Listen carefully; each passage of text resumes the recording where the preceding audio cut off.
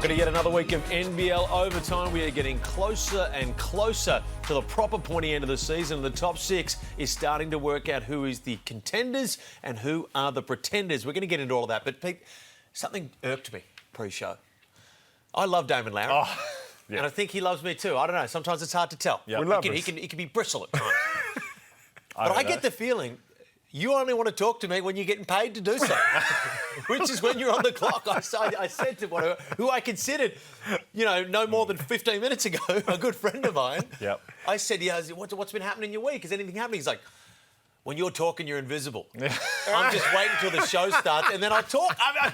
Usually people subtly don't like it. And to double down on that, I don't think he likes that we're very close because we're sitting in the green room and we're trying to have a conversation. He was watching some NBL highlights. He left his phone there on loud volume and went to the facilities and we couldn't even chat to each other. So I'm going to let you clear the air right now because that's what you do. You go on monologue rants. Are we all good? No, I love you. But when you ask ridiculous questions, I switch off. A ridiculous question like, to my friend, how has your week been? Okay, that's what he said. Let's get right into it here. Me and David are going to work out our differences during the commercial break. But let's jump into the ladder right now because Melbourne United, who we're going to touch on in a moment, continue to slip down the standings. And the Phoenix, well, now surely at second place on the ladder, we've got to be taking them properly seriously. Oh, we have been, the South East Melbourne Phoenix, because defence travels. Adelaide drop one, the Phoenix drop one. Sydney, they got some big wins without some key guys, and the Wildcats. And again, we've got these injury replacement players that are looming over the Wildcats and the Kings and the Tasmania JackJumpers. Well, we were trying to think, are they going to just stay in sixth spot? They're going to make sure that everyone stays behind them. But not just that, they look like a team you don't want to play right now. No, they balling. Now, not Melbourne United, that is, Tasmania. Yeah. Melbourne United, on the other hand, even though they have lost a whole lot of games, 2 out of their last 10, they're only barely losing. So it's not like they're getting blown out. So I'm kind of going, yeah, they can't win those close games. All the bones are still there of a good team. I still feel their best is good enough to win the whole thing. We haven't seen it in quite a while, but I'm telling you, teams still have to play really good basketball to beat them. So I'm not panicking just yet, just because United are on a bit of a slide. Well, let's talk them now. We're going to talk Sydney and their win a little bit later in the program, but let's just zone in on this game. But we're going to talk on the side of Melbourne United. Pete, how did you break this one down? Because Sydney was severely undermanned. Yeah, they were. And again, I mean, it sounds stupid almost, but they've just got to learn to win again, Melbourne United, right? Because you talk about it, they should have won in Cairns as well. And just some key moments. Look, they were down 9 points with 2 minutes to go and came back and had a 3 to try and tie it. So the thing is, you hit the nail on the head here, Damien. You hit the nail on the head where, but take Shea Ili, who's a massive piece that's out of this team. But they still have the bones. It's not like they've had changeover. Other guys have been out. These are still the same players on the roster who were there when they went 9-0. So it's all about figuring all that out again. And I think a lot of it, to be honest, is between the ears and learning, we've got to get over this hump. They've got some technical things they've got to fix for sure. You say it's not time to panic yet. If it's not time to panic yet, then I'm getting close to that point for sure. I'm definitely getting close to that point because learning to win it can be a habit. And this was the 3-ball from Chris Golding to try and send it into overtime. That Kendrick Davis 3, I thought they'd have more of a chance to get a better execution. Milton Doyle's not playing his best. It was great to see Jesse Edwards to get back on the board. But the Sydney Kings, give them a lot of credit because undermanned, losing some key guys. Gorge loved it. And that was awesome. Huge win. But here it is. You mentioned it. Damon, you break this one down. Now, you don't need to be a mathematician to work out that is not good numbers. It's not good numbers, but like I said, they're not getting blown out of games.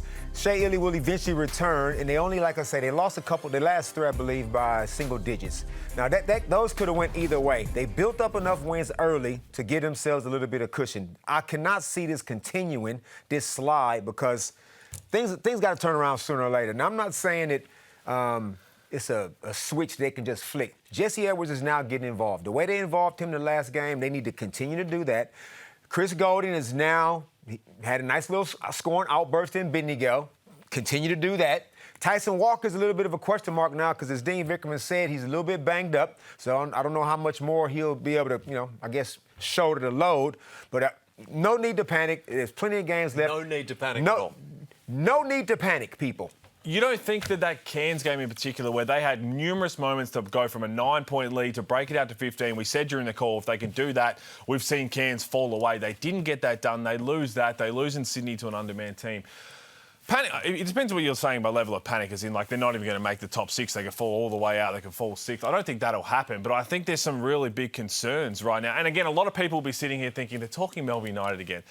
Well, it's something you learn in journalism. If it bleeds, it leads. And that's what we're doing with Melbourne United, because they were the hottest team in the comp. Everybody was saying at 9-0, pencil them into a championship series.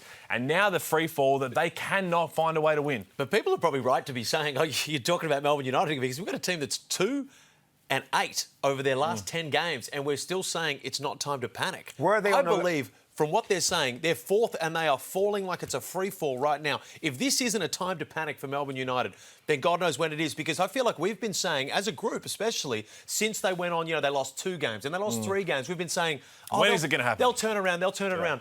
We're at the pointy end now. We're at the pointy end of the season right now. Melbourne United has some glaring issues. I think Chris Anstey, who said on one of the NBL Now episodes recently, he was sitting courtside, and a lot of it was effort-based stuff, which he hasn't seen from Melbourne before. And as soon as that stuff starts to creep in, then you know you're in trouble. And that's not necessarily something you can just turn a switch and flick back on. The last thing you want to do as the players is to panic. You fans, you guys can panic all you want to. But the team, they got to circle the wagons and go, we are just not executing down the stretch. We're not executing in passages of play. There's always going to be key moments in the game that will swing the game. I'm not taking any credit away from the Cairns Taipans. They were brilliant. Sydney Kings, they were brilliant. They play a different kind of a style with that small ball, gave them some issues. But as a group, they need to just look at each other and go, everybody calm down. Now, if they come 5th or 6th, you don't want them. You don't want them in a one-game knockout. I'm telling you, man, they're still dangerous. So it's all good. I agree they're dangerous because they've still got the same talent that went on that 9-0 run to start the season. But do you think it's a switch? Do you think we're going to see, OK, here they're back after one big game, or do they have to gradually build? Because on the other side, if they have to gradually build, we're getting to the business end. If it's going to take 4 or 5 games for them to find that form again, they're running out of time. No, it's not a switch. It is just going to be an accumulation of wins.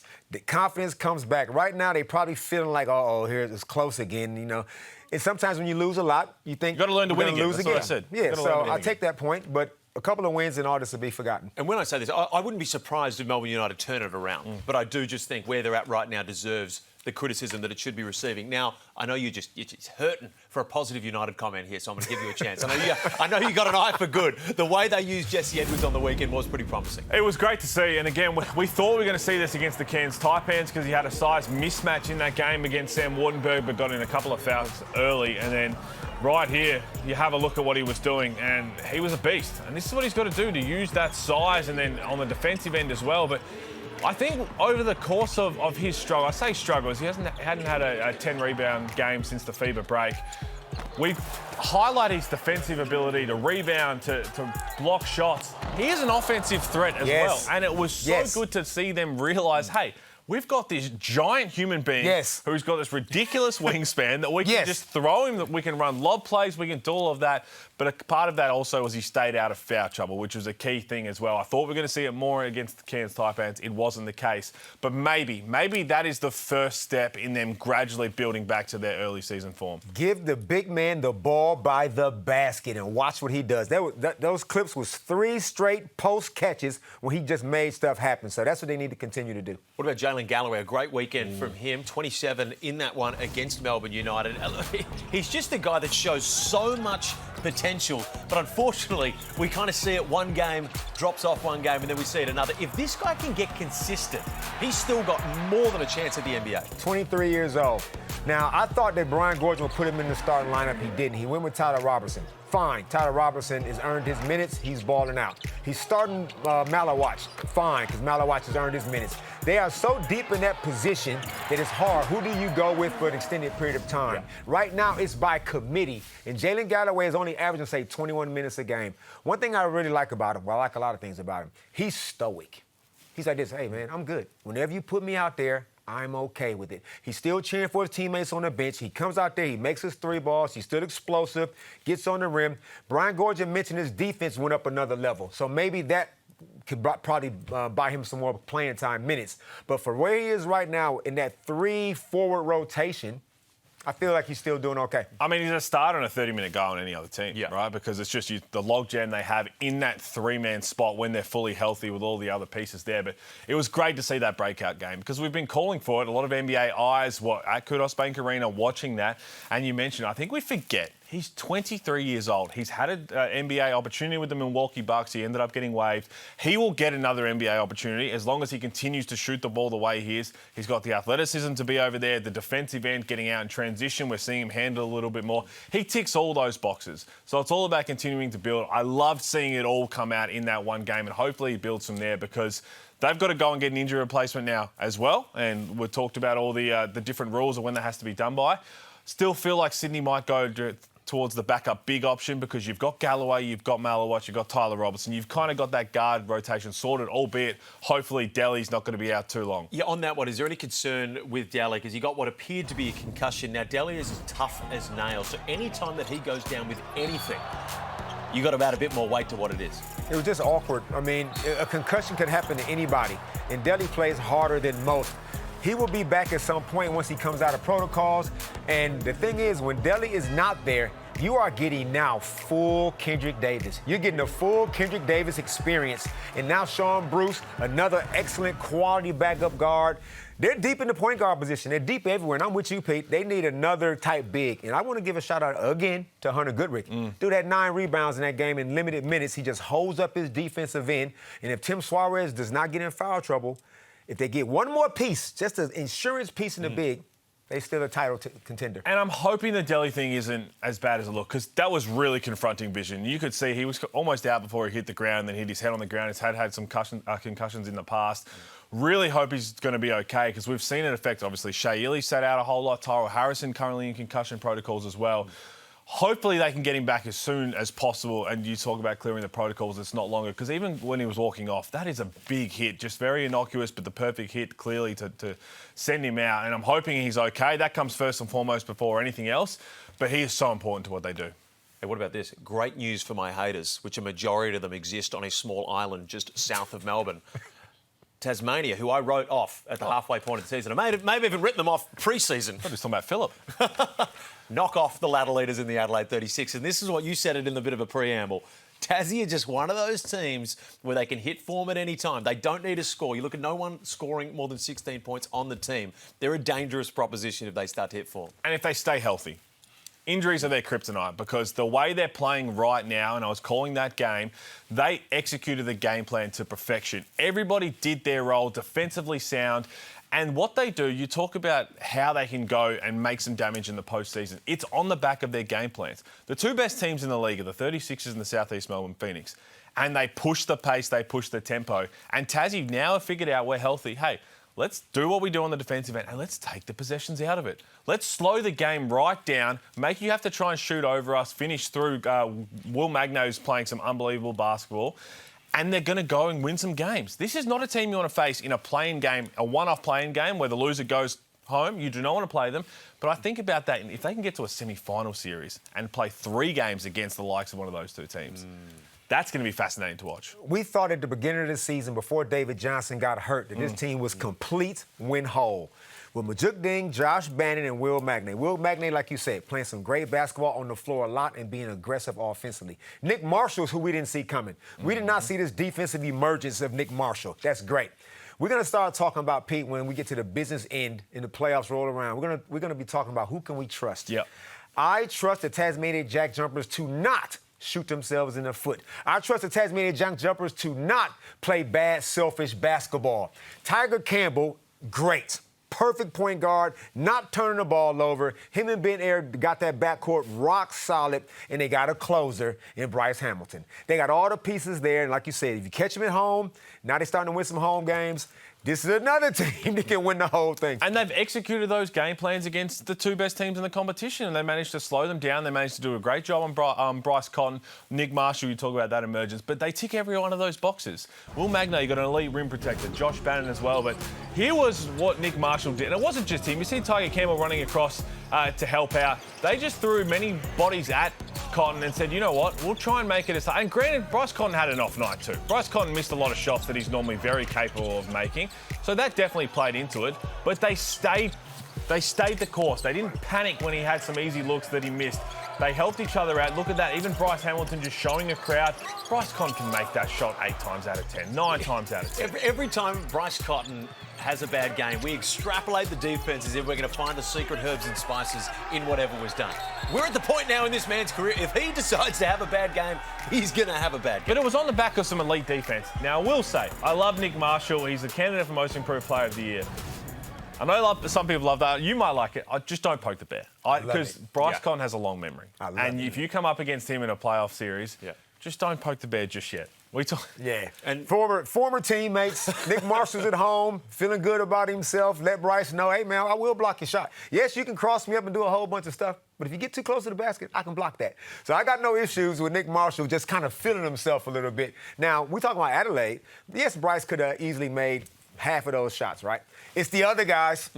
Here's the thing again, the thing that we've been talking about all season. When Bryce doesn't have a Bryce game, what are the rest of you doing? Flint Cameron, trust him. Very trustworthy. It's those other guys. Isaac Humphries had 1 rebound for the game. Silent Cheatham had a real respectable double-double. But Troy Brown Jr. not getting buckets. DJ didn't get a whole lot of playing time that game. So that is the one thing I kind of doubt a little bit. Well, here's the other side of it from Adelaide perspective, not to panic when you see a loss to the Tasmania JackJumpers like that.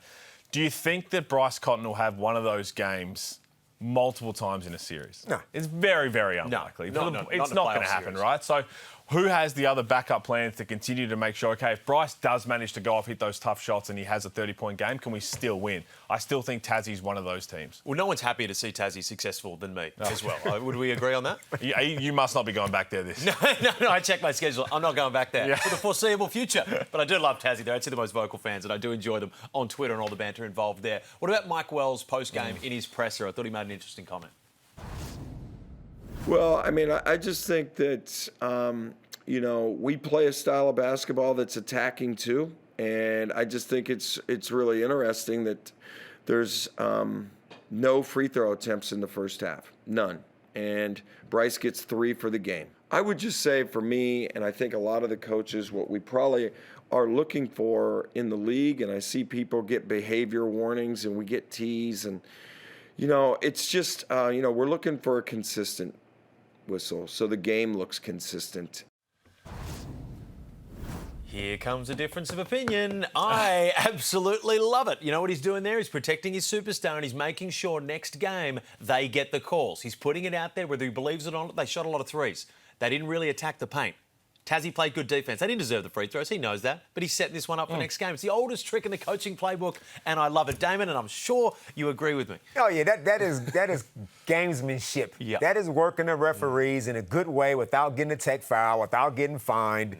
And there's nowhere in the rule books that says the home team should shoot a certain amount of free throws. That's not stated anywhere. But, yeah, he's just working the referees right now. I don't mind it. No, for that reason, 100%. He's clearly protecting his players. What I'm really worried about, and I'm nervous for, is Josh King's Southeast Melbourne Phoenix, because that's who plays the Adelaide 36ers next. And after a press conference like that, you're going to be watching very closely. But I thought, and again, he knows Tasmania just executed defensively perfectly. They kept their hands out, made it finish through contact. But he's doing what he has to do to protect his stars. And let me say this, too. Are we naive enough to think that any of the referees actually give a damn what the coaches say? With their current behavior, the way they carry themselves, do you think they sit around and go, I can't believe Mike Wells is annoyed with me. I better really lick. They don't give a damn. They're going to still call the games the exact same way, so you better just keep playing. I reckon there's subconscious in there. I reckon there's subconscious. If a coach is complaining, it's like where you get a tech on purpose because you know the ref doesn't want to cause any issues. They're people. They're all friendly people. I know all the officials in this league. They're all great guys. Oh, you weren't going to disagree with that. No. Oh, no, I know this one. I know this one you don't like. And before we end your career, and potentially the official, we're going to jump to we cut it out already. League. We dropped it. We dropped it on purpose. Oh, we managed to reverse out of that one. Hey, guys, award season is right around the corner. And did you see there's already been a disqualification to one of the favourites? Oh, no. Have you seen this? No. John Brown III is no longer eligible to win Defensive Player of the Year. After this, Man. come on, my man.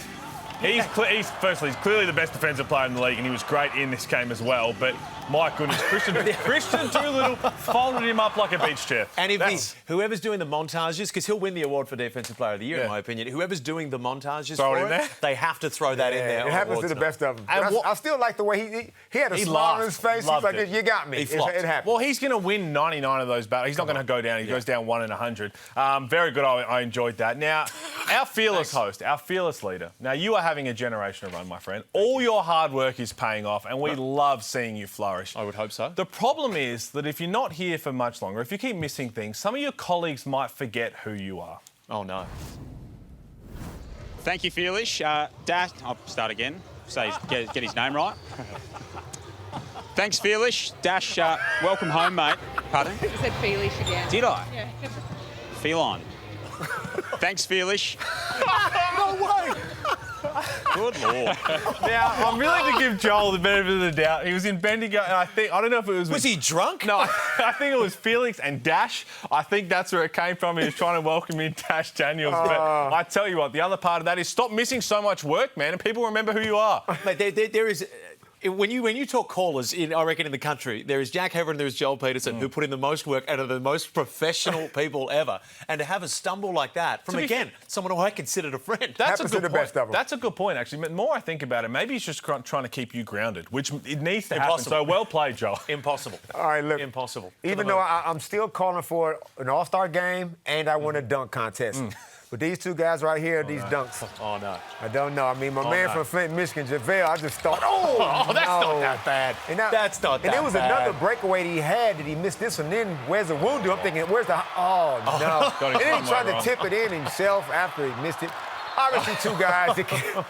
Wesley, to their credit, Wesley Wundu made up for it. A few possessions later, got him a nice breakaway dunk, but, you know. JaVale, you got it. He tried to get it a bit hard, I think. That's incredible for JaVale, who's thrown down the most monstrous slams in the league over the last... And he's not done neither. I think we can still use it for our Wednesday promos. Yeah, it'll probably still get in there. We're going to cut to a break talking all things his championship at Perth Wildcats. After the break.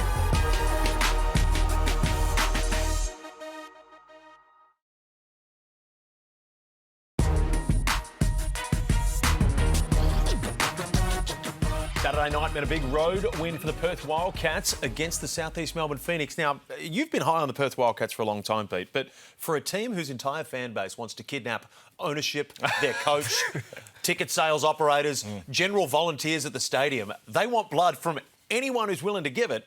They're doing pretty good. Well, they are on the road. They seem to travel really well, but that was a great gutsy performance in the South East Melbourne Phoenix in the SBC as well. That place gets really loud. Tough place to play. What I loved about it is the way the Phoenix play, elite defensively, they push you on the back foot. They either turn you over or they hope you get passive. Whereas the Perth Wildcats in the first 3.5 quarters said, we'll welcome that. We'll welcome that pressure. Christian Doolittle was putting his head down. Dylan Winland was fantastic as well.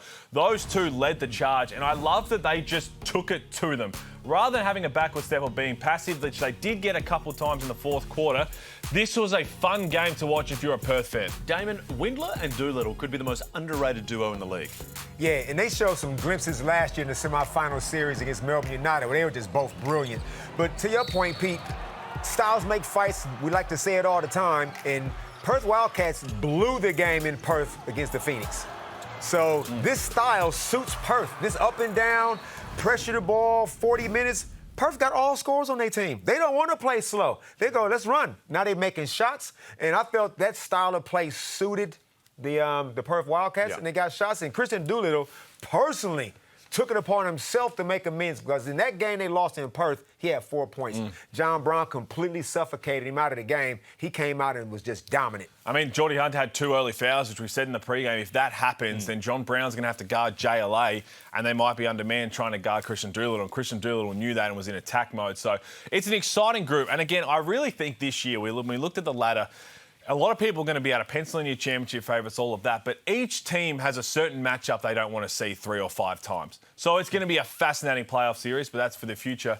Worth noting on the Perth Wildcats, as we mentioned, it's all been cleared up now. So for the injury replacement for David Duke Jr., they've got to have the contract signed and executed by the NBL this Friday. By the end of Friday, they have to have that contract signed. The player doesn't need to be here, but the player will have to be suited up for the following game. Doesn't have to play, obviously, to qualify for that regard. So that's how it has to work out. They're going out there to replace, obviously, Jaron Riley now as well, but David Duke Jr. would be the import, depending how long he's rehab, to see who they bring in. May I play devil's advocate for a moment?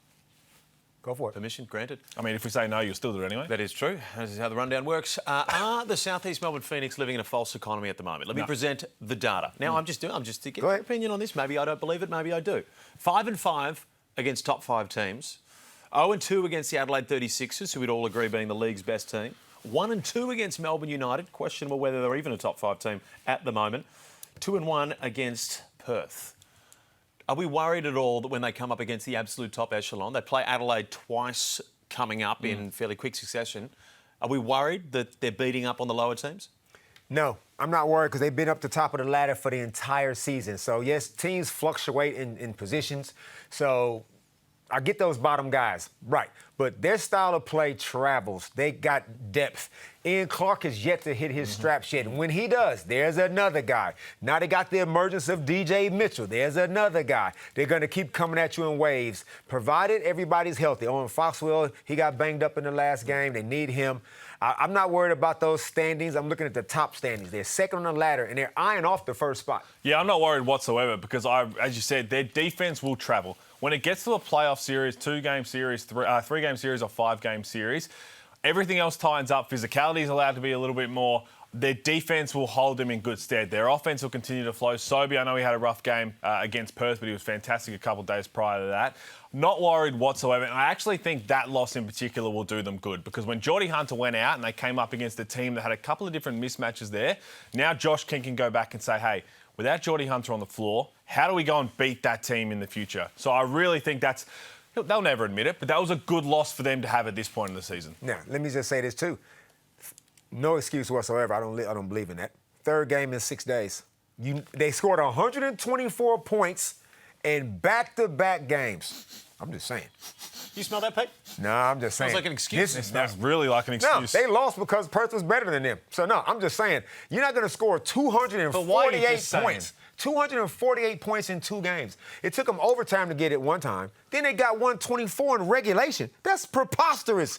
Their offense is their defense. So you can come out there and try to run with them if you want to. You might not have the gas, the horses, the pedigree to be able to keep up with the Phoenix. So I'm backing them. Why did they lose then? Why are you bringing it up? Yeah, it's interesting. Why are you bringing it up? I'm saying they lost because Perth was better on the day. Okay, so what the whole earlier point you didn't need to say? I don't need you guys dissecting. Let me just... Cracks appearing in the pillars of Damon Lowry for the first time on record. Hey, Wes Iwundu, starting to play some pretty good basketball. We talk about Ian Clark still having a bit of time to get his footing. Well, they're getting away with it because Wes Iwundu showed up. They loaded, man. I keep saying they playing 10 guys averaging double-figure minutes. Actually, if you include DJ Mitchell, it might be 11 guys, which is historical.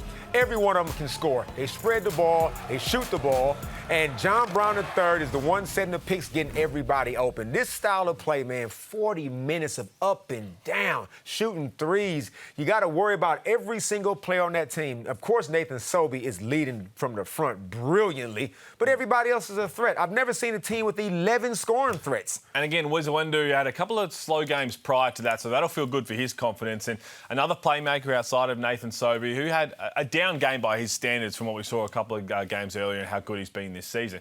I really think that's a great loss for them because you get that positive out of Wes. And Josh King sitting back thinking, I think he was asked in the press conference, are you worried about Ian Clark? You're not worried about Ian Clark. No. This is a guy who's been there, done that at the highest level. He's trying to find his feet in this new team. It is hard to come into a new team, an established team, and star in your role quickly. Sooner they get that done, the better, but they'll be just fine. From that great loss to a great win, the overtime thriller against the Hawks. That was fantastic. I mean, they just keep coming. Like we've been saying, just when you think the game is over, if you think like the Owen Foxwell, that hustle right there, offensive rebound led to the Glover triple. It's the little things they do. They just apply pressure all the time. Great out of bounds play to put the game seen that before in the overtime. But then too much Sobey. They just keep coming at you, man. Your defense needs to be spot on. Sloppy turnover by QJ Peterson, and just, game was pretty much over by this stage. The momentum was all the Phoenix way. I feel like they're a different team, too, at SBC as opposed to John Cain Arena. That right there was ridiculous. Can we get that one more time? Mason Peatling, he copped a massive beating on this one. And, Tough. that's just how the Phoenix play. And you want to do like Tazzy when you play them and take the possessions out of the game. Where do we sit right now with Sobey with the MVP chat? There was MVP chance here. I still think that this is an open race with him and Bryce Cotton. There's a lot of season to go. And if Southeast Melbourne, Kendrick Davis as well, if Southeast Melbourne can take top spot away from the Adelaide 36ers, man, the way that Nathan Sobey is playing, and we love storylines in the MVP. He's had some down seasons, criticised for turnovers and sort of just unruly play. This is a different beast, and also the credit goes out to Josh King for unlocking that in him.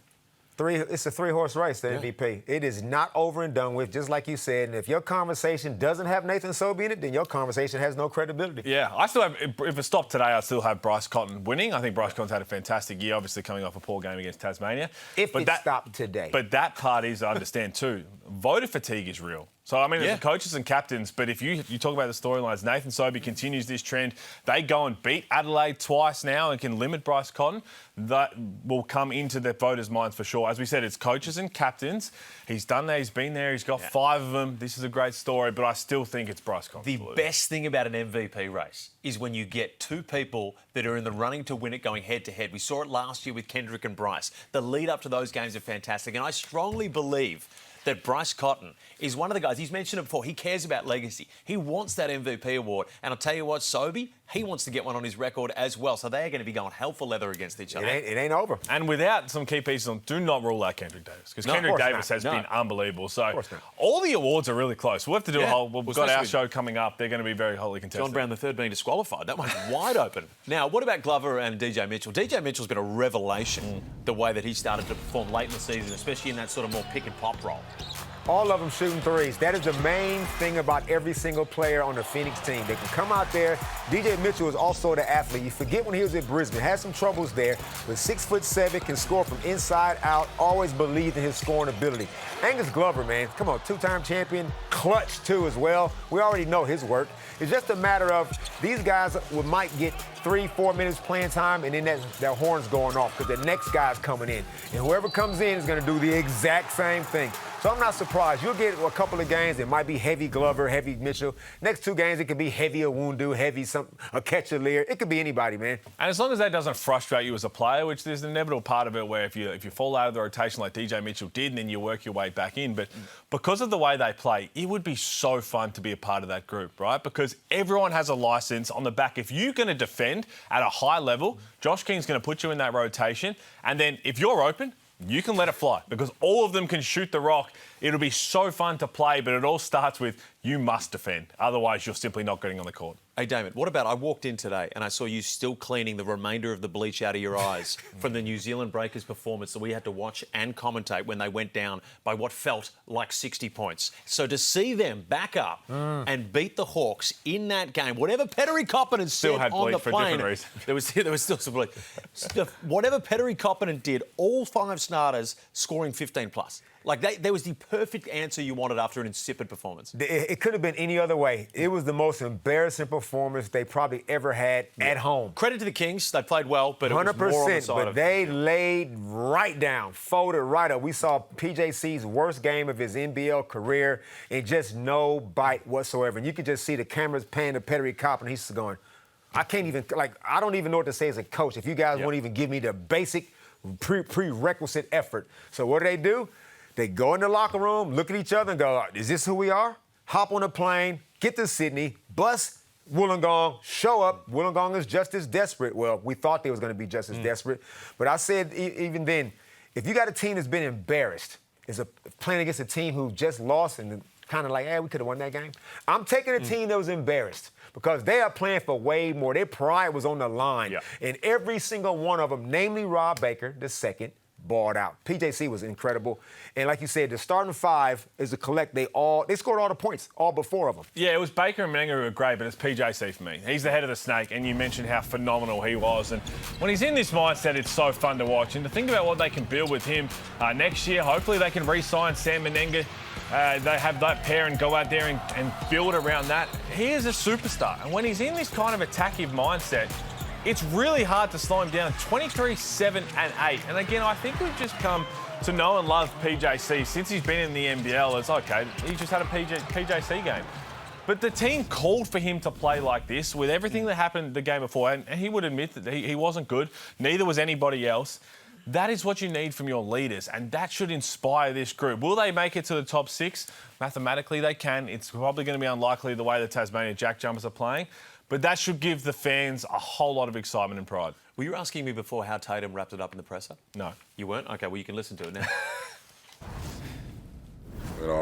I just think they just wanted more. It's unfortunate that my team doesn't, show the same resilience against anyone, not just New Zealand, but anyone who has a chance to find a way to beat us in certain areas. But I just think that, they just come out and wanted more. I don't think they're overly more talented or, made more shots. They just try to find ways to win the game, and that's what they've done. Yeah, now you can see what can you do as a coach when your team will not play for 40 minutes like their basketball lives depend on it? What can you possibly say as a coach? You just look, and you know what? And all the players will look at the coach in the pregame, and they'll look you right in the eye and say, "Yeah, I'm ready. Let's go." Yeah, and then go out there and not play with the same level of heart, discipline, and they just couldn't match it. Now, I'm saying they might be able to flick that switch every now and then, but this isn't a thing that you can just do every now and then. You got to be able to do it on a consistent basis. Their backs was firmly against the wall. That game, that loss right there at home, sellout crowd at the sand pit, and they just could not play with enough collective passion. It is there in certain players. Daniel Greta got it in spades. Not an issue. Mason Peely plays his absolute guts out. Everybody else kind of comes and goes from time to time. But the biggest thing is they have never figured out a way to include Sam Frawling and JaVale McGee. They cannot play with these guys. Sam Frawling in the third quarter didn't attempt a shot. Yeah, it's disgusting. Do you want to win? You don't want to win if you can't give Sam a shot in a quarter of basketball. So when I saw that, I just thought, you know what? This ain't the season. It ain't the season, so there will be no repeat. Who's not giving him the ball? Is that a tactical coaching decision? No, it ain't a coaching decision. We know that. No. It is the personnel. Because Justin Tatum is an inside-outside guy. That's who he's always been since he's been there. I've watched the Hawks run plays, new plays too, mind you, to get a big flash into a low post, and the guard just reverses the ball as if the big ain't standing right there. Or against the Southeast Melbourne Phoenix, where's the Wundu guarding Sam Frawling? Is he the Sam Frawling stopper? Get the hell out of here, man. It makes no sense. They've been doing it all season. They got themselves to blame. You nailed the technical side of it, but to me, and again, I'm not making excuses, but that's how we do. That looked like a team that had lost their playing game on Thursday in the overtime to the Hawks. Because we built it up, right? Everybody's saying if they lose that game, they're going to be out of touch. They put so much into it. And to be honest, when you go back and watch it take away overtime, they should have won that game. They played well enough to go and beat the Southeast Melbourne Phoenix in the Heartland. They didn't do it. They fell apart even more in overtime. All the argy-bargy is, whatever. That's a team who was being desperate. And I think the come down of that is I think they knew that the season is basically done. And they came in there for New Zealand, on the other hand, who got embarrassed and had a big reason to get up. That would have really taken it out of them, whether they believe it or not, because the technical side, they should have won. They should have beat the Southeast Melbourne Phoenix, and it would have had them one step closer to making the top 6. Shoulda, coulda, woulda, didn't. We're going to chat Sydney Kings on the other end of the break.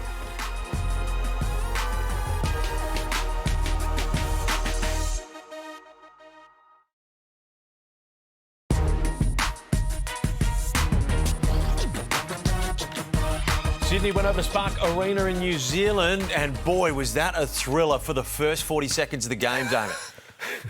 Yeah. Neck and neck. It was a wild ride. Unbelievable. The wheels fell off immediately. We don't need to go back there, but yeah, Sydney Kings was incredible. Sydney were fantastic, and it's hard to get lost sometimes because the performance from New Zealand was so bad. But the Kings, we talk about Melbourne United dropping off in the latter stage of this year. The Kings have followed the opposite direction. And again, what a massive game for them, but coming up against a New Zealand team where that was their playing game. That was their chance to really go and win 2 games this round. A depleted Sydney Kings outfit, go and beat the Hawks in a double points game and keep in touch with the top 6. And not only were they just weren't competitive, but on the other side, the Sydney Kings put them to the sword, down some key pieces, an inspired performance, and you sit there looking at it thinking, geez, we always knew they had so much talent. Right back to the off-season, the depth they have, but the way they're playing, everything's clicking. We know Gorge is the greatest of all time, but this is a masterstroke. And obviously they backed it up against Melbourne United as well, but the Sydney Kings are the real deal. And again, they've got to go out and add another piece now. They are the real deal for a reason. Out of all the coaches in the league who are all great in their own right, if you had one game to play and you was completely depleted and you have no business kind of winning and the chips are stacked against you and everything is not falling your way, who do you want to lead you? Who do you want to lead you? You want Brian Goorjian. That's who you want to lead you. Brian Goorjian took Adelaide, went to Adelaide with Kendrick when everybody was going, whoo, and Brian went in and says, ugh. Brian just got that motivating, let's fight this thing to the death. I would love to play for a coach like that, like I said, when the chips are completely down. So that's why you saw the emotion he had. They beat Melbourne, but look how they beat them, with what they beat them with. You look on the bench and where's Bull Corn? Where's my best defensive player over there in close? Where's Xavier Cooks? Deli's gone. He trusts who he got.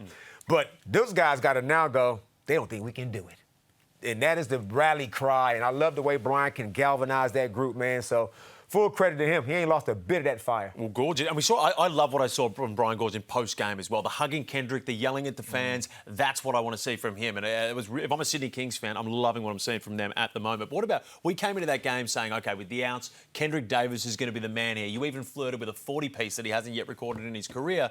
We just forget about Kawhi, who is one of the best fewest scorers in the league. That's everyone. Not us. Just Felix. Kawhi is a superstar in this league to everyone outside of Leonard Copeland. He is.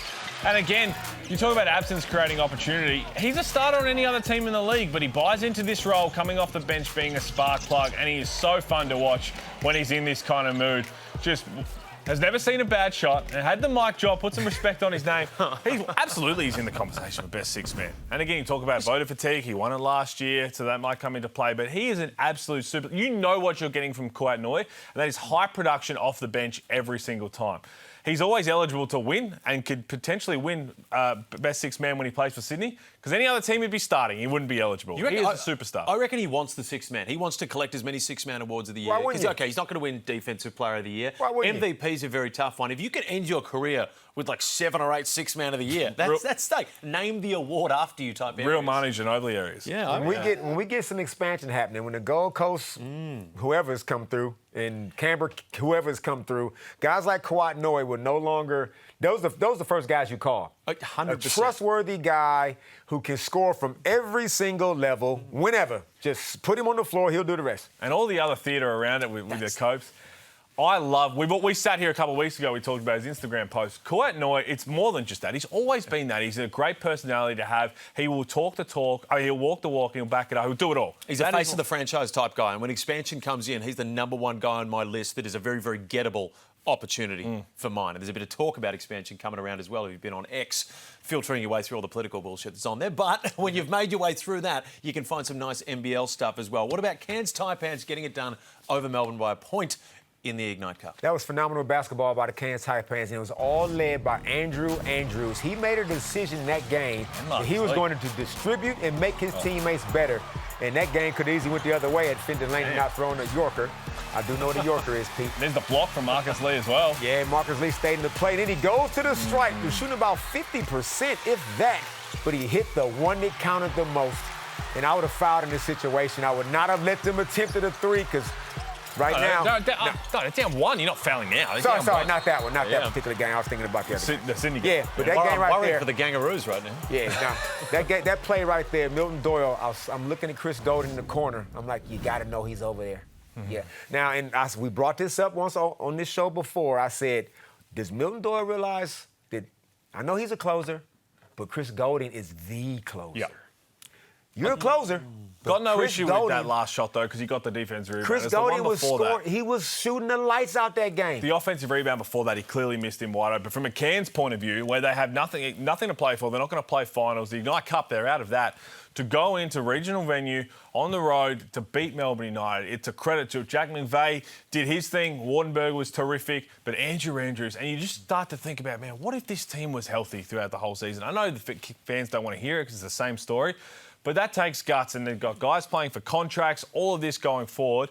Really, really big win. And you've got to give your fans something because they've had a tough few seasons. Damon, I'm interested for your thoughts on this because the Schofield ejection just felt like an absolute coach killer. And I don't think an ejection was far enough as we delve further into this. The fact that this hasn't been a Let's have a look. Right now, as soon as I saw this, I thought, oh, no, Schofield's getting wound up. You push Kyle Bowen out of bounds. And all that antics, I'm thinking, that's Marcus Lee at the line. You need to calm down, so that man needs to concentrate. So anyway, you're annoyed with this call. You get right in the ref's personal space. The ref has already told you, no, man, foul on you. Sorry, it's a foul. Well, me? How could you call that foul? Hey, man, look, I've already said it. I'm having to say foul. Now, this play right here, push to Chris Godin. Now, that was soft. Okay, guess what? Soft calls happen. And this is where it gets completely out of line. He said, this is bull dust. It's total garbage. How could you call that? Not enough. Bang, here's another tech for you. Now you're out of here. Are you going? No? Nope. I got to tell you one more time. That is bull dust. Okay, Ken Widgeon comes over. Your teammates come over. Tyson Walker came over. Even 40 comes over. Where's the mascot? Are you done yet? Nope. I got to let you know one more time. And you know, that was in the third quarter. They had another quarter to go. He's playing all right, too. He was playing decent basketball. That's what I'm saying, man. He's too volatile. We've seen him do that when they played in Perth. At home against Perth. Once he flips it and loses it, ain't no reeling him in. I thought that could have hurt the team, but luckily it didn't. So that's the thing. He probably got a longer leash than we thought because he was really getting stuck in. And again, to have Tyson Walker walk in and say, hey, that's probably enough, man. The referee is scared to death. You're spot on. We don't want to see that. They've had a few guys have that, unfortunately. Very intimidating stuff there. Hey, we're going to talk all things HoopsFest coming up next.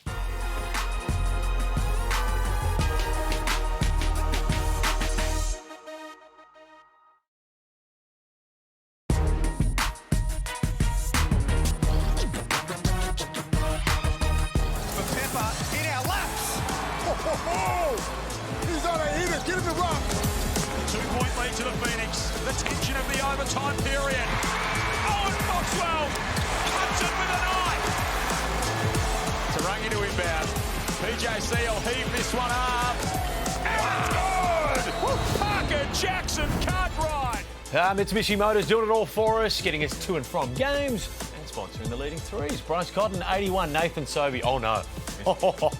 Is this going to be one of the metrics that are used in the MVP? You never know when they start to crunch the numbers. Maybe they're using AI to decide it this year, and little things like that will matter. But Nathan Sobey creeping up to the golden boy. Play each other at HoopsFest as well. Oh, that's going to be good. You speak of HoopsFest. Oh, what a segue. That is going to be absolutely unbelievable. You know what I'm happy with? It's at this time of the year. Didn't like it at the beginning of the year. They listened to the fans, they listened to the teams, and they've changed it. It's the perfect time now. The games all mean something. What do you got, Pete? Where are you going to be at, Pete? I mean, well, the games are going to be fun. We're going to catch everybody around. Some big matchups. Melbourne United and Tassie again. It finishes Adelaide and South East. Sydney versus a Brisbane team we'll see later tonight. Perth and the Hawks. That's the Hawks' final chance. They got to win that game to go and beat the Perth Wildcats. The Perth Wildcats have to win at home. But on HoopsFest, because the great thing to get around in the city, they've got FanFest. Now, a lot of people have been asking for it. Some sort of live show. We see it.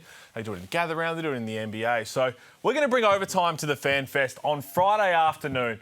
We'll get the time sorted. Just the final couple of things we've got to sort. We'll have a live show, about 30 minutes, 4 p.m.-ish, we'll say right now. Damon will be there. We'll get Olga Nulic on. And by the end of it, if you want to have questions, turn out at the FanFest. Throw your questions at us. We'll be trying to answer everything before a big Perth and Illawarra game. But this is what we're excited about. We're bringing overtime live to the FanFest at HoopsFest. Is the desk and the screen going as well? Is everything going over there? This desk actually does fit in the carry-on. So we will potentially... Hey, how about this one? Don't bring it back. Because I don't like it. It's at the wrong height. I really hate the desk. Have that known to the viewers. Hey, what about Beat the Coach? Because right now, if we just want to go back to 1836, from what I've heard, with one game to go in the round, you're the Texan defenders. No, you're the Mexican Army is at the Battle of the Alamo. They're closing in on You're in you. trouble, my friend. I'm under a little bit of siege, only a little bit. I mean, let's keep it relative. Siege is bad. I might only beat 9,000. Ooh, that's for 6,000. And it ain't my fault neither because JaVale's teammates won't pass him the ball, so I had him as captain. Oh, so you're saying that a coach has beaten the coach. Justin Tatum not giving the ball to JaVale. His teammates. So it's now not your fault, it's an excuse. No. Oh. That's okay. I'll bounce back. Don't worry. So hold on, let me just put excuse counter. Continue to register, and you better take advantage right now. That is a bloody nice I'm a little bit. said that I will before. tell you now, if you've ever wanted to beat the photo. coach, now is the time. I'm a little vulnerable right now. There is chinks in the armour. We're seeing you start to talk about not fully go into detail on them, but you were flirting with excuses, my man. They won't last. Did you run today? Or don't tell me you didn't run. The question is not, did I run? How far? How far did you run? run? Come on, man. 20. Okay, there we go. That's good enough. Break now, a little bit more later.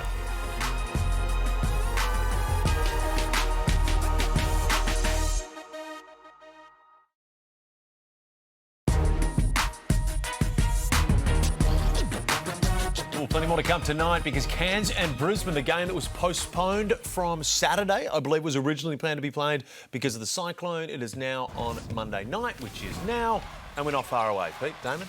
I'm interested to see what Cairns Taipans we get. Can they give their fans a couple more wins to end this season? Andrew Andrews, how good has he been? And then the Brisbane Bullets, Terry Taylor in attack mode.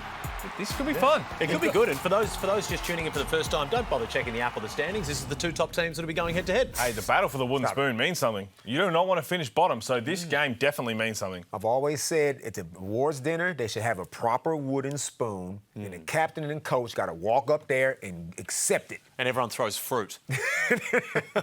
Like Game of Thrones. Yeah. But Cairns don't want to show up with an attitude problem. Don't think this Brisbane team ain't going to have some fight in them, so this game's going to be real interesting. And there's also, with all the Brisbane coaching drama, D-Mac's still at the helm. Well, they're going to play spiritedly for D-Mac for sure, so he wants to get a couple more wins. And again, this is also for a team, you've got guys who are going to be free agents, the Cairns Taipans, only 2 guys locked into contract next year, with Jack McVeigh, which is a mutual option, and Rain Smith, who's out injured, with a team option. So you've got auditions for contracts as well. Jack McVeigh on that mutual option. Now, we're probably going to discuss that more in the off-season as well. But that's an interesting one because he looks like he's really enjoying his time in Cairns. He looks like he's flourishing, especially in the second half of the season, into the guy that knows how to be the face of a franchise and the go-to guy, something that he really hadn't done in his previous NBL career, in his college career, his NBA and Boomers time. So it's the first time he's been exposed to that sort of pressure and those bright lights, which he looks to be owning in the back end of this year. Do you think that makes him more likely to extend that deal and continue it? Well, that deal came late as well, where a lot of the roster was quickly put together. So if you say, yep, let's run it back, let's get some signatures done. Who do you need alongside you to maximise the best? And let's get some names locked in early, and then let's build from there. Does he have any college eligibility left? if you got a year to go in college, he might want to. Do not bring that up to Felix. He might have other options. Do not bring that up to Felix and I. There are records that. No. Is it because people? How many NBL players are we potentially that could have college eligibility? That's a different story altogether. Oh, it's unbelievable. What are your predictions, Brisbane, Cairns? I'm going Brisbane. Oh, and you famously picked New Zealand against Sydney. So. I'm Cairns. I'm undefeated this week. Ooh, nice. And beat the coach. Good luck to those playing against Damon. Thank you for tuning in and enjoy the hoops coming up now.